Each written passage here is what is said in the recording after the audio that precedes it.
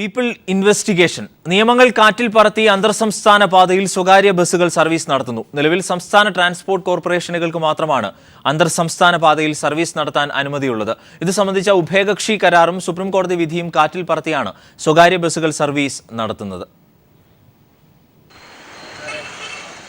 സംസ്ഥാന സർക്കാരുകൾ തമ്മിലുണ്ടാക്കുന്ന ഉഭയകക്ഷി കരാറിന്റെ അടിസ്ഥാനത്തിലാണ് രണ്ട് സംസ്ഥാനങ്ങൾക്കകത്ത് ട്രാൻസ്പോർട്ട് കോർപ്പറേഷൻ ബസ്സുകൾ സർവീസ് നടത്തുന്നത്. Kerala state transport corporation Karnataka, Tamil Nadu, Andhra Pradesh സർക്കാരുകളുമായി കരാർ നിലവിലുണ്ട്. ഈ സംസ്ഥാനങ്ങളിൽ നിന്ന് കേരളത്തിലേക്കും തിരിച്ചും സാധാരണ യാത്രക്കാരുമായി സർവീസ് നടത്താൻ സംസ്ഥാന ട്രാൻസ്പോർട്ട് കോർപ്പറേഷന്റെ ബസ്സുകൾക്ക് മാത്രമാണ് അനുമതിയുള്ളത്. എന്നാൽ സ്വകാര്യ ബസ്സുകൾ കോൺട്രാക്ട് ഗാരേജ് ലൈസൻസുകളെടുത്താണ് സമാന്തരമായി സർവീസ് നടത്തുന്നത്. കോൺട്രാക്ട് ഗാരേജ് പെർമിറ്റുകളിൽ ടിക്കറ്റ് വിൽപ്പന നടത്തി യാത്രക്കാരുമായി സർവീസ് നടത്താൻ പാടില്ലെന്നാണ് നിയമം. എന്നാൽ യാത്രക്കാർക്ക് ടിക്കറ്റ് ബുക്ക് ചെയ്യാൻ ഓൺലൈൻ സൈറ്റുകളും നഗരങ്ങളിൽ റിസർവേഷൻ സെന്ററുകളും തുറന്നു വെച്ചാണ് സ്വകാര്യ ബസ് കമ്പനികൾ യാത്രക്കാരെ കണ്ടെത്തുന്നത്. KSRTE working president KK Divakar കഴിഞ്ഞ ഇടതുപക്ഷ ജനാധിപത്യ സർക്കാർ അതിനെ നിയന്ത്രിക്കുന്നതിൻ്റെ ഭാഗമായി ഇത്തരം ബസ്സുകളിൽ പരിശോധന നടത്തി. പക്ഷേ കുറച്ച് ദിവസം കഴിഞ്ഞപ്പോൾ വീണ്ടും പഴയ രൂപത്തിൽ തന്നെ നിൽക്കുകയാണ് ചെയ്യുന്നത്. അതുകൊണ്ട് ഇത് അടിയന്തരമായി അവസാനിപ്പിക്കണം. ഈ കൊള്ള അവസാനിപ്പിക്കാൻ കഴിയണമെങ്കിൽ ഇത്തരം റൂട്ടുകളെല്ലാം പൂർണ്ണമായും സംസ്ഥാന റോഡ് ട്രാൻസ്പോർട്ട് കോർപ്പറേഷനുകൾ ഏറ്റെടുക്കണം. അന്തർ സംസ്ഥാന പാതയിൽ സംസ്ഥാന ട്രാൻസ്പോർട്ട് കോർപ്പറേഷൻ ബസ്സുകൾക്ക് മാത്രമേ സർവീസ് നടത്താവൂ എന്ന സുപ്രീംകോടതി വിധിയും നിലവിലുണ്ട്. ഈ വിധി നിലനിൽക്കെയാണ് കോൺട്രാക്ട് ഗാരേജ് ലൈസൻസുകളുടെ മറവിൽ സ്വകാര്യ ബസ്സുകൾ സർവീസ് നടത്തിക്കൊണ്ടിരിക്കുന്നത്. നിയമങ്ങളെല്ലാം ലംഘിച്ചുകൊണ്ട് നടത്തുന്ന സർവീസിലൂടെ സംസ്ഥാന ട്രാൻസ്പോർട്ട് കോർപ്പറേഷനുകൾക്ക് ലഭിക്കേണ്ട ഭീമമായ വരുമാനമാണ് സ്വകാര്യ ബസ് ലോബി ചോർത്തിക്കൊണ്ടുപോകുന്നത്. കാര്യങ്ങളെല്ലാം വ്യക്തമാണ്. പക്ഷേ അന്തർ സംസ്ഥാന പാത കൈയടക്കി വെച്ചിരിക്കുന്ന സ്വകാര്യ ബസ് ലോബിയെ ആര് നിയന്ത്രിക്കുമെന്ന ചോദ്യമാണ് അവശേഷിക്കുന്നത്. കോഴിക്കോട് നിന്നും ക്യാമറാമാൻ ജിബേഷിനോടൊപ്പം സിജു കണ്ണൻ. അനധികൃത സർവീസിലൂടെ സ്വകാര്യ ബസ് ലോബി അന്തർസംസ്ഥാന പാതയിൽ നിന്ന് കൊയ്തെടുക്കുന്നത് ലക്ഷങ്ങളാണ്. നിയന്ത്രണങ്ങളൊന്നുമില്ലാതെ വ്യത്യസ്ത നിരക്കുകൾ ഈടാക്കുന്ന സ്വകാര്യ ബസ് കമ്പനികൾ അക്ഷരാർത്ഥത്തിൽ യാത്രക്കാരന്റെ പോക്കറ്റടിക്കുകയാണ്. അവധി ദിവസങ്ങളുമാണ് സ്വകാര്യ ബസ് കമ്പനികളുടെ കൊയ്ത്തുകാലം. ബാംഗ്ലൂർ കോഴിക്കോട് റൂട്ടിൽ സാധാരണ ബസ് മുതൽ സ്കാനിയ ബസ് വരെ സർവീസ് നടത്തുന്ന കേരള കർണാടക ട്രാൻസ്പോർട്ട് കോർപ്പറേഷനുകൾ 350 രൂപ മുതൽ പരമാവധി 1100 രൂപ വരെയാണ് ബസ് ചാർജായി ഈടാക്കുന്നത്. എന്നാൽ സ്വകാര്യ ബസ്സുകളുടെ ടിക്കറ്റ് ചാർജ് 650 രൂപ മുതൽ 2200 രൂപ വരെയാണ്. ബസ്സുകൾ പുറപ്പെടുന്ന സമയത്തിലുണ്ടാകുന്ന മാറ്റമനുസരിച്ച് വരെ ടിക്കറ്റ് നിരക്കിലും മാറ്റമുണ്ടാവും. ഫെസ്റ്റിവൽസ് ഒക്കെ വരുമ്പോൾ ഇവർ ചാർജ് എക്സ്ട്രാ ഈടാക്കുന്നുണ്ട്. അതായത് ഏകദേശം ഡബിൾ തന്നെ ഞങ്ങളിടുന്ന് ഈടാക്കുന്നുണ്ട്. റേറ്റ് കുറേ കൂട്ടി വരുന്നുണ്ട്. ഈ ഹോളിഡേയ്സും അതേ വീക്കെൻഡ്സും അതേപോലെ എന്തെങ്കിലും ഫെസ്റ്റിവൽസ് ഒക്കെ ഉണ്ടെങ്കിൽ റേറ്റ് കൂടി വരുന്നുണ്ട്. ഉത്രാടത്തിന്റെ തലേന്നാൾ കോഴിക്കോട്ടേക്ക് Karnataka road transport corporation sleeper ബസ്സിന് ഈടാക്കുന്നത് 839 രൂപയും കേരള ട്രാൻസ്പോർട്ട് കോർപ്പറേഷന്റെ സ്കാനിയ ബസ്സിന് 1100 രൂപയുമാണ്. എന്നാൽ സ്വകാര്യ കമ്പനിയുടെ സെമി സ്ലീപ്പർ വോൾവോ ബസ്സിന് യാത്ര ചെയ്യണമെങ്കിൽ 2200 രൂപ നൽകണം. 2 മാസം മുമ്പ് കണ്ണൂരിലേക്ക് നോൺ സ്ലീപ്പർ AC ബസ്സിന് 500 രൂപ മുതൽ 650 രൂപ വരെയായിരുന്നു ചാർജ് ഈടാക്കിയിരുന്നതെങ്കിൽ ഓണക്കാലം എത്തിയപ്പോൾ ഇത് 1111 രൂപയായി കുത്തനെ ഉയർത്തി. കഴിഞ്ഞ ജൂൺ 15-ന് കോഴിക്കോട്ടേക്ക് സ്വകാര്യ കമ്പനിയുടെ വോൾവോ സെമി സ്ലീപ്പർ ബസ്സിന് ബാംഗ്ലൂരിൽ നിന്നുള്ള ചാർജ് 1066 രൂപയായിരുന്നത് ഓണത്തോടടുത്ത ദിവസം എത്തിയപ്പോൾ ഇരട്ടിയായി. ഈ കണക്കുകൾ മാത്രം പരിശോധിച്ചാൽ സ്വകാര്യ ബസ് കമ്പനികൾ യാത്രക്കാരെ ചൂഷണം ചെയ്യുന്നതിന്റെ വ്യാപ്തി വ്യക്തമാവും. ആവശ്യത്തിന് സ്റ്റേറ്റ് ട്രാൻസ്പോർട്ട് ബസ്സുകളും ട്രെയിനുകളുമില്ലാത്ത തിരക്കേറിയ സമയങ്ങളിൽ സ്വകാര്യ ബസ് കമ്പനികൾ പറയുന്ന പണം നൽകി യാത്ര ചെയ്യേണ്ട ഗതികേടിലാണ് യാത്രക്കാർ. Siju Kannan, news bureau, Kozhikode. ഞങ്ങളുടെ പ്രതി സിജു കണ്ണൻ ഈ വാർത്തയുടെ കൂടുതൽ വിവരങ്ങൾ നൽകാൻ ചേരുന്നു കോഴിക്കോട് നിന്ന്. സിജു, യഥാർത്ഥത്തിൽ സർക്കാർ റൂട്ടുകൾ, ദേശസാൽകൃത റൂട്ടുകൾ, ഈ അന്തർ സംസ്ഥാന റൂട്ടുകൾ എന്നാൽ സർക്കാർ അധികൃത കമ്പനികൾക്കോ സർക്കാർ ഏജൻസികൾക്കോ മാത്രം സർവീസ് നടത്താൻ നിയമം പ്രാബല്യം നൽകുന്ന ഒരു പാതയാണ്. അവിടെയാണ് യഥാർത്ഥത്തിൽ ഇത്തരത്തിലുള്ള അനധികൃത സർവീസ് നടത്തുന്നത്. എന്താണ് മറ്റു വിവരങ്ങൾ?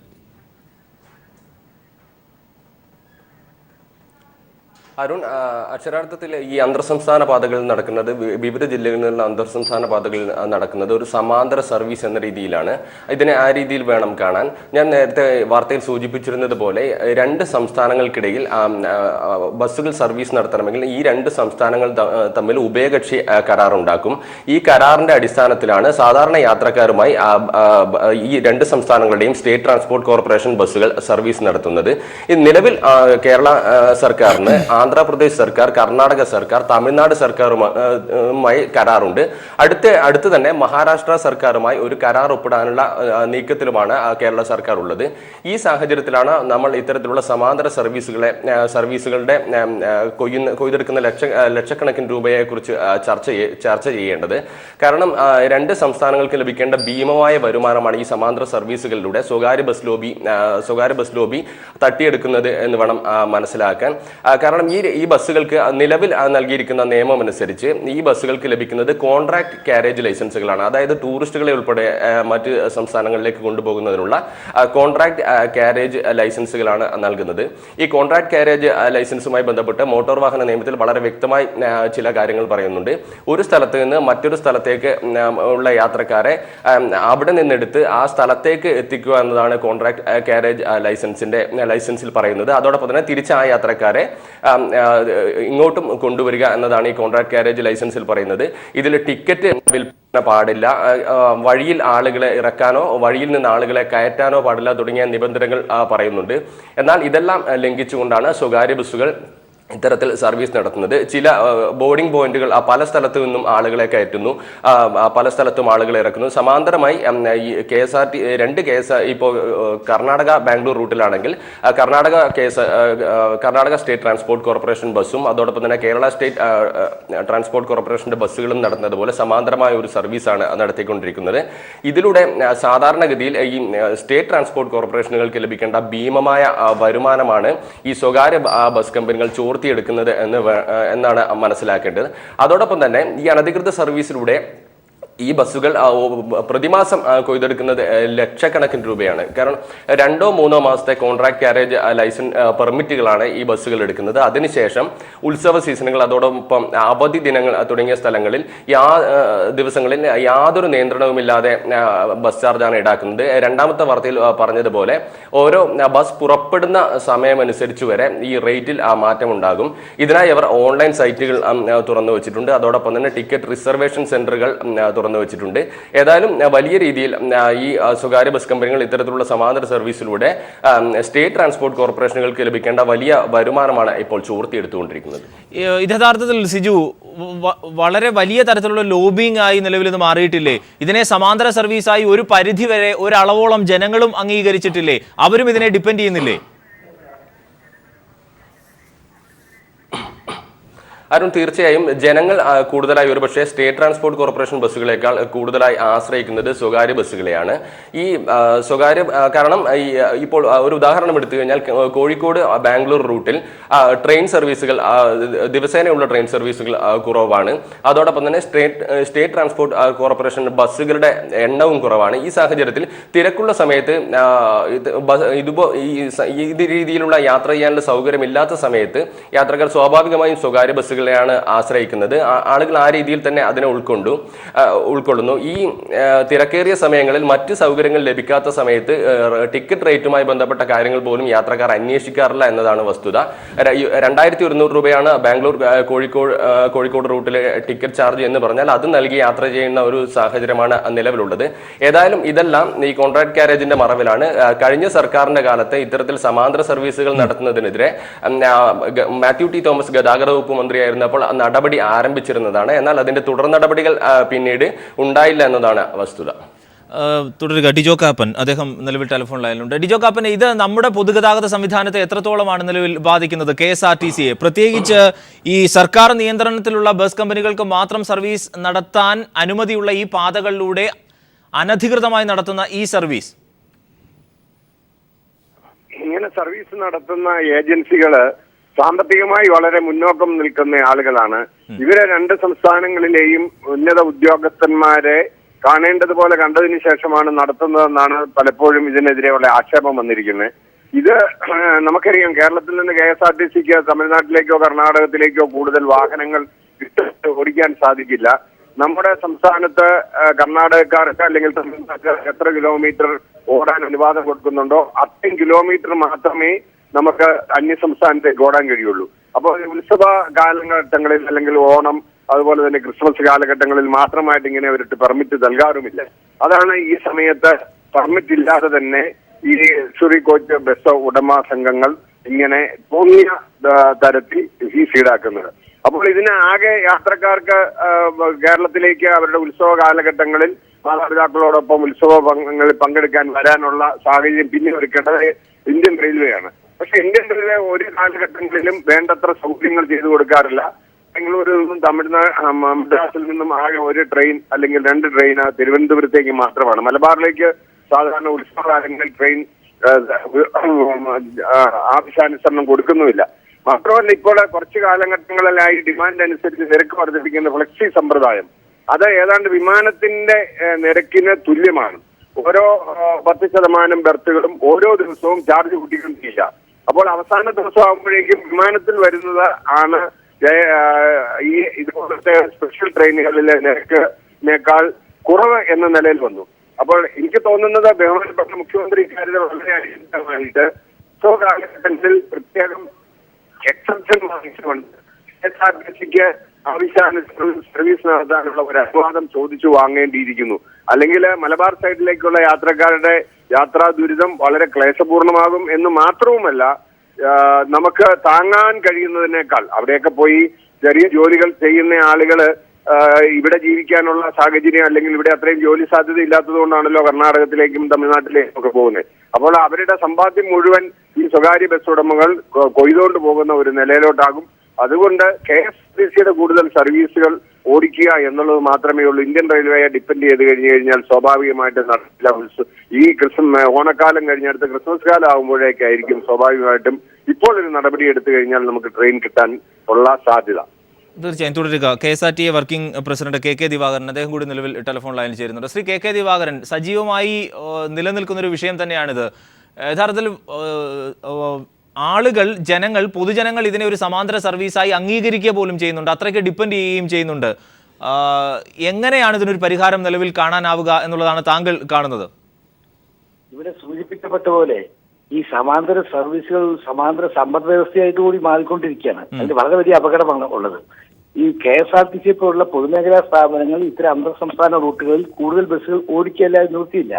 നിലവിലുള്ള മോട്ടോർ വെഹിക്കിൾ ആക്ട് അനുസരിച്ച് ഈ ഇവിടെ സൂചിപ്പിക്കപ്പെട്ട പോലെ കോൺട്രാക്ട് കാരേജുകൾ എന്ന പേരിൽ ഉള്ള സർവീസുകൾ എവിടേക്കാണോ ഒരു ഗ്രൂപ്പ് ഓഫ് പാസഞ്ചേഴ്സിനെ എവിടേക്കാണോ കൊണ്ടുപോകുന്നത് അവിടെ കൊണ്ടുപോവുകയും അവിടുന്ന് കയറ്റുകയും അടുത്ത പോയിന്റിൽ എവിടെ പോയിന്റ് എന്ന് വെച്ച് കഴിഞ്ഞാൽ ആ പോയിന്റ് ഇറക്കി വിടുകയും ചെയ്യണം.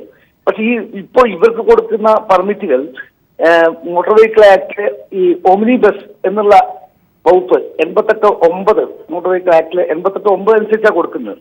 അങ്ങനെ ഒമിനി ബസ്സുകൾ ആണെങ്കിൽ പോലും ആ ബസ്സുകൾക്ക് ഈ ടൂറിസ്റ്റ് ബസ്സുകളുടെ എല്ലാ നിയമങ്ങളും തന്നെയാണ് ബാധകം.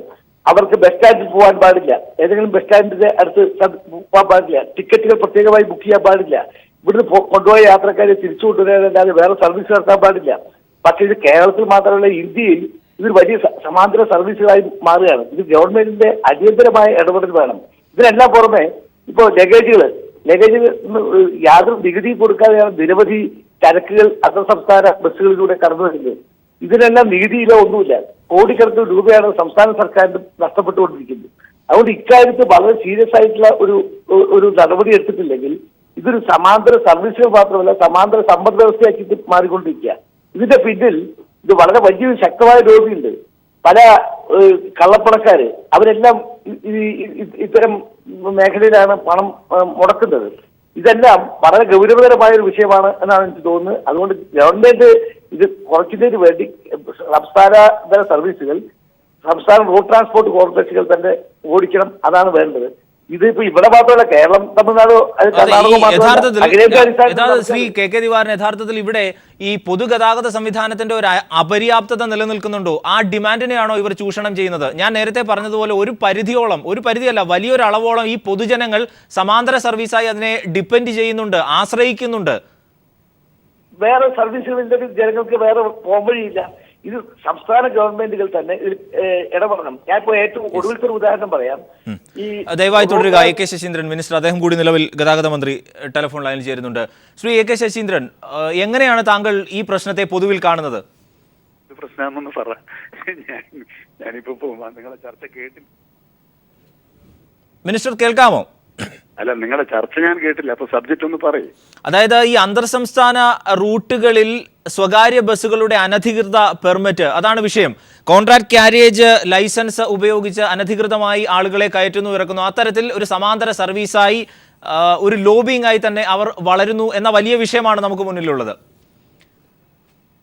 അത് വളരെ കാലമായി കേരളത്തിൽ കോൺട്രാക്ട് കാരിയേജ് എന്ന പേരിൽ, കേരളത്തിൽ മാത്രമല്ല അയൽ സംസ്ഥാനങ്ങളിലും കോൺട്രാക്ട് കാരിയേജ് എന്ന പേരിലുള്ള സർവീസുകൾ നടന്നു വരുന്നുണ്ട്.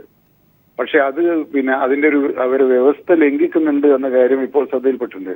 സ്റ്റേജ് കാരിയേജുകൾ പ്രവർത്തിക്കുന്നത് പോലെ പ്രധാനപ്പെട്ട കേന്ദ്രങ്ങളിൽ ടിക്കറ്റ് ബുക്ക് ചെയ്ത് ആളുകളെ കൊണ്ടുവരുന്ന ഒരു സമ്പ്രദായം ഉള്ളതായി ശ്രദ്ധയിൽപ്പെട്ടിട്ടുണ്ട്. അത് നിയമലംഘനമാണ്.